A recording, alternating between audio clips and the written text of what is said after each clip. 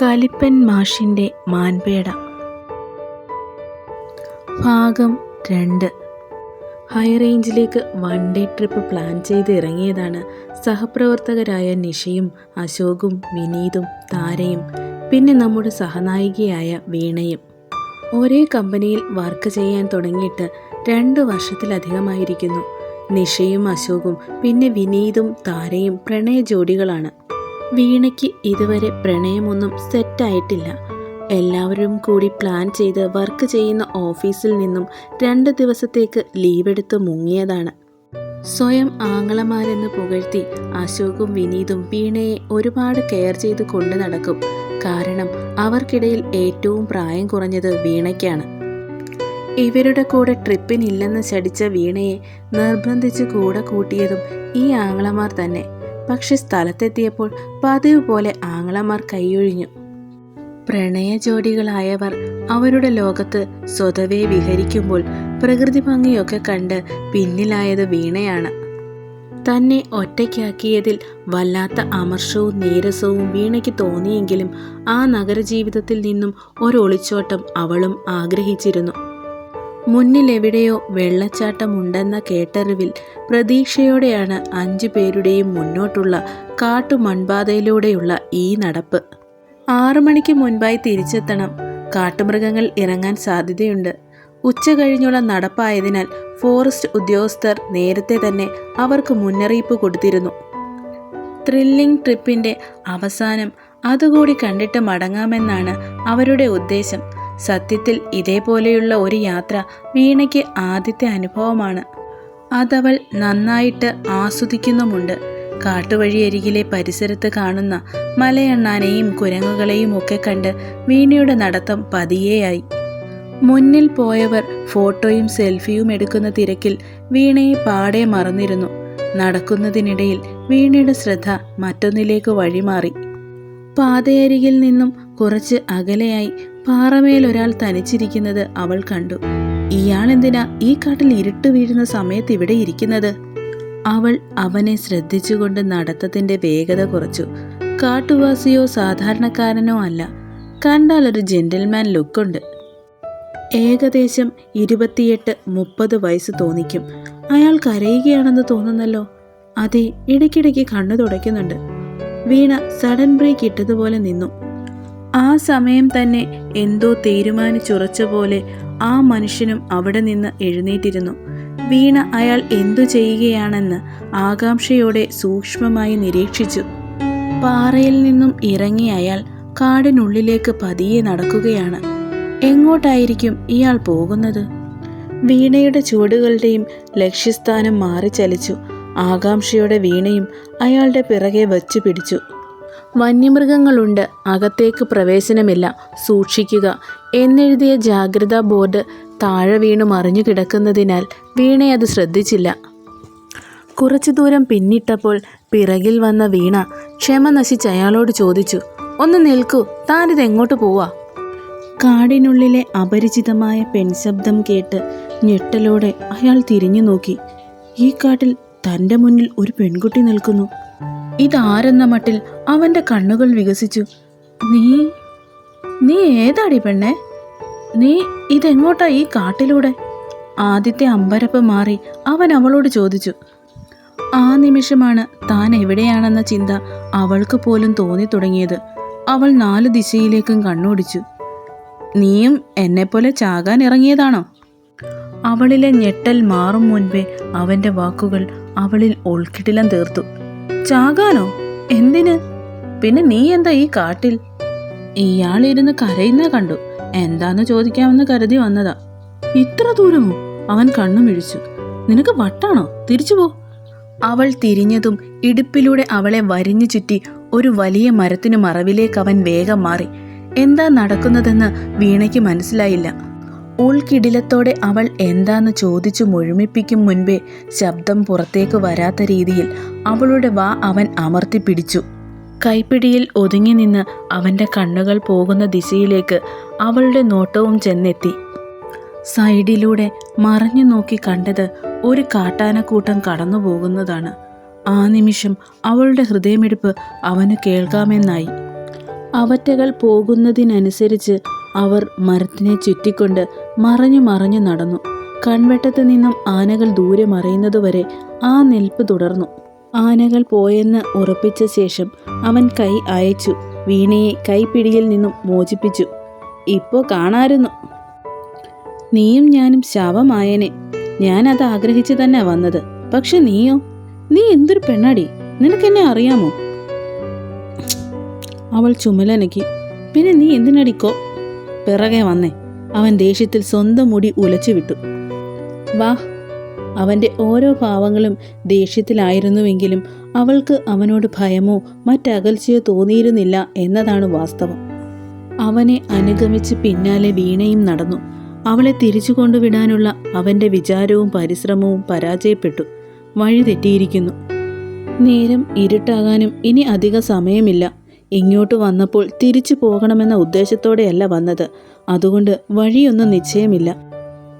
എന്തു ചെയ്യണമെന്നറിയാതെ അവർ രണ്ടും ഒറ്റപ്പെട്ടു ചുറ്റി നടക്കുമ്പോഴാണ് ഏറുമാടം പോലെയൊന്ന് അവൻ്റെ കണ്ണിൽപ്പെട്ടത്. നിലത്ത് നിന്നും അതൊരുപാട് ഉയരത്തിലാണ്. കയറാൽ ബന്ധിക്കപ്പെട്ട ഒരേണി അതിൽ നിന്ന് താഴേക്ക് കിടക്കുന്നു. അവൻ ചുറ്റും നോക്കി. ഇന്നിനി ഇവിടെ നിന്ന് ഈ കുട്ടിയെ രക്ഷിക്കാൻ പറ്റുമെന്ന് തോന്നുന്നില്ല. ഇരുട്ടായി കഴിഞ്ഞാൽ ഏതെങ്കിലും മൃഗങ്ങൾ ഉപദ്രവിക്കാൻ സാധ്യതയുണ്ട്.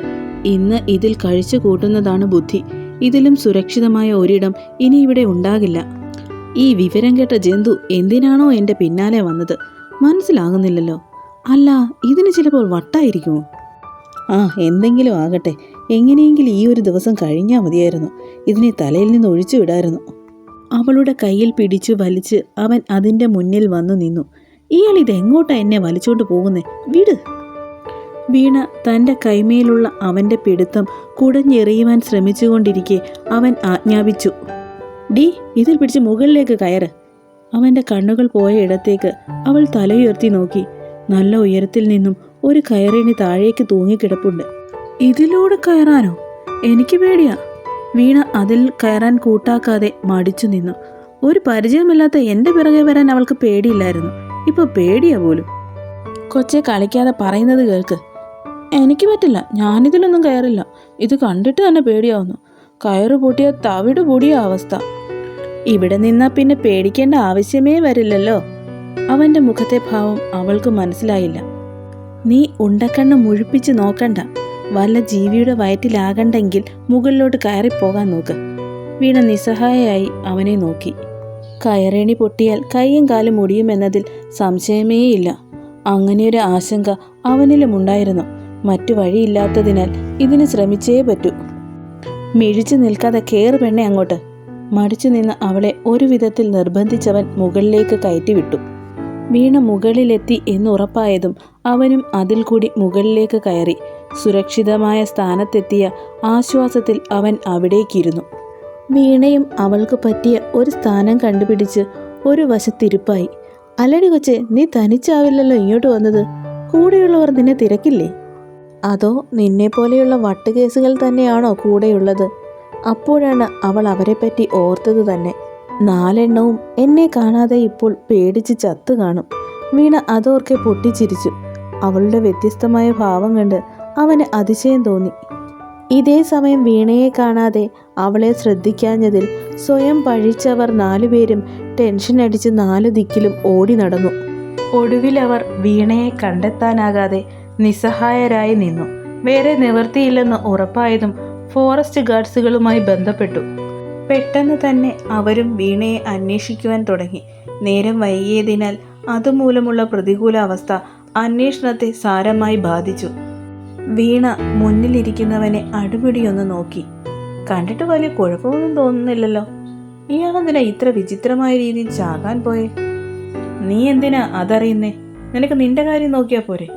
അതുവരെയുണ്ടായിരുന്ന ശാന്തഭാവം മാറി കേൾക്കാൻ പാടില്ലാത്ത എന്തോ കേട്ട പോലെ അവൻ്റെ മുഖം ദേഷ്യത്തിൽ വലിഞ്ഞു മുറുകി.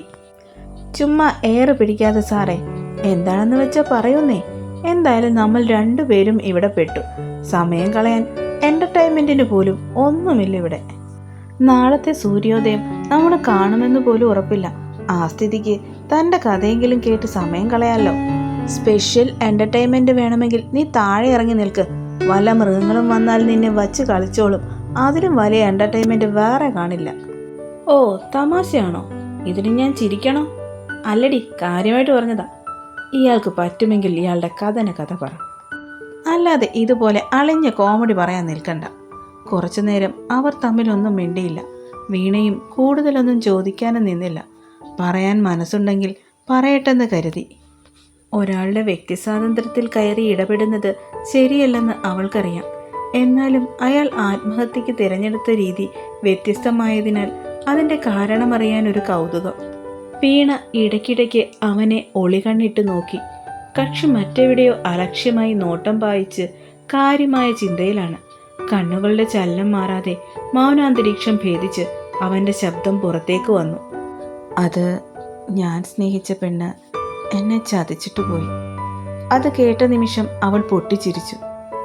ഏതോ പെണ്ണ് തേച്ചതിനാണോ ഇയാൾ ചാകാൻ വന്നേ? അവളുടെ സംസാരം ഇഷ്ടപ്പെടാത്ത നീരസത്തിൽ അവൻ മുഖം തിരിച്ചു. നിനക്കങ്ങനെ പറയാം, അവളില്ലാതെ എനിക്ക് പറ്റില്ല. അതോർക്കാനേ വയ്യ.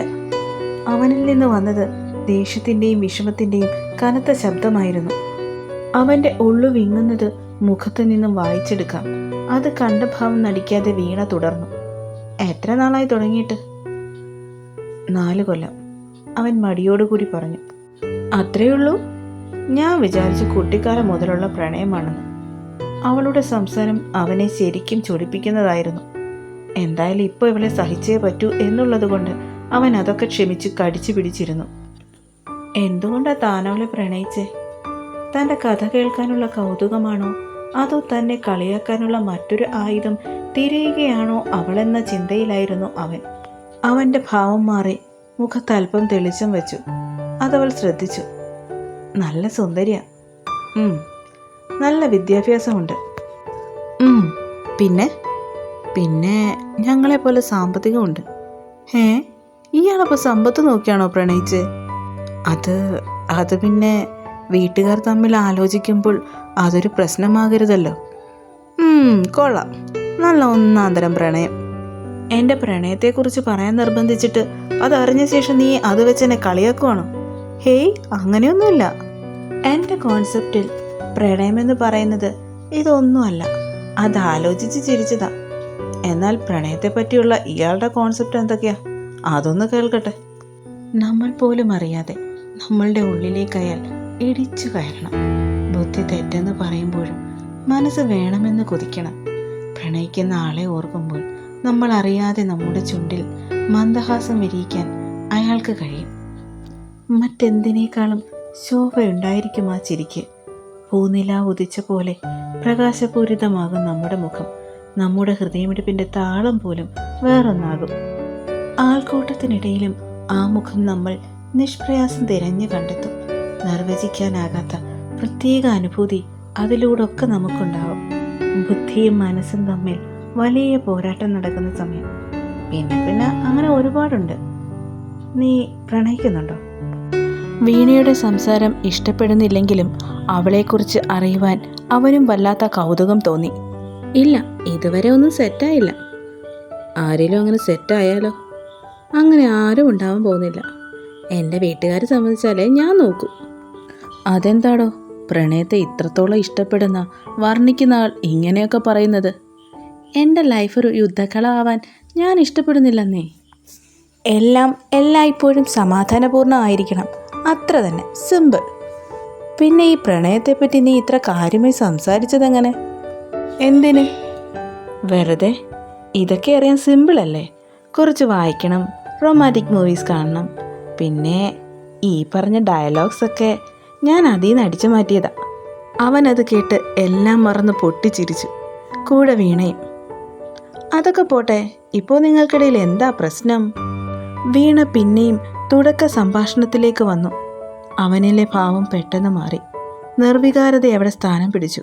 അവളത് ശ്രദ്ധിക്കുകയും ചെയ്തു. തുടരും നിങ്ങളുടെ സ്വന്തം സ്വപ്നസഞ്ചാരി.